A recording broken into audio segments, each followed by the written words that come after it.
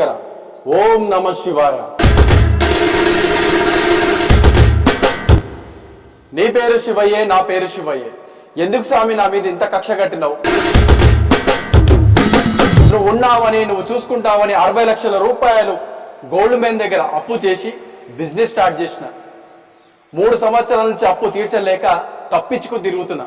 ఫోన్ల మీద ఫోన్లు ఎక్కడ కనిపిస్తారో తెలియదు. ఎందుకు స్వామి నా మీద ఇంత కక్ష కట్టినావు? నీ పేరు పెట్టుకున్న నన్ను నా దగ్గరికి డబ్బులు రాకుండా ఎందుకు చేస్తున్నావు? ఇంతకీ నువ్వు ఉన్నావా? ఉంటే ఎవరికైనా కనిపించావా? అగో ఆ చిన్న పాపకు దండం పెట్టు అని ఎలా చెప్పి దండం పెట్టిస్తున్నారో నాకు కూడా చిన్నప్పటి నుండి అలానే అలవాటు చేశారు. ఇంకా అదే మాయలో ఉండిపోయా. నువ్వుంటే నన్ను ఈ 3 సంవత్సరాల నుంచి నా బిజినెస్ డెవలప్ చేసి నన్ను అప్పుల బాధ నుండి బయటపడేసేవాడివి. శివయ్య, నువ్వైతే లేవనిపిస్తుంది. ఇప్పటి వరకు నేనైతే నిన్ను చూసింది లేదు.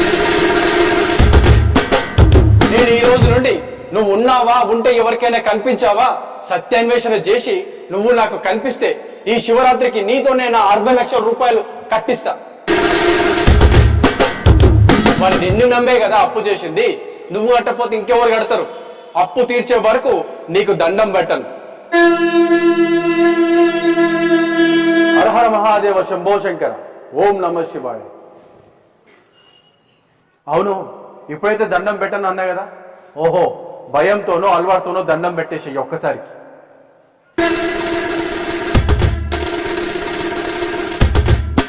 అమ్మయ్య, అన్ని సబ్జెక్ట్స్ పాస్ అయిపోయాను. కష్టపడి చదివినందుకే పాస్ అయినా. పిచ్చిదానా, శివరాత్రి లేనిదే చీమైనా కుట్టదు. ఓం నమ శివాయ, ఓం నమ శివాయ. హర హర మహాదేవ శంభో శంకర.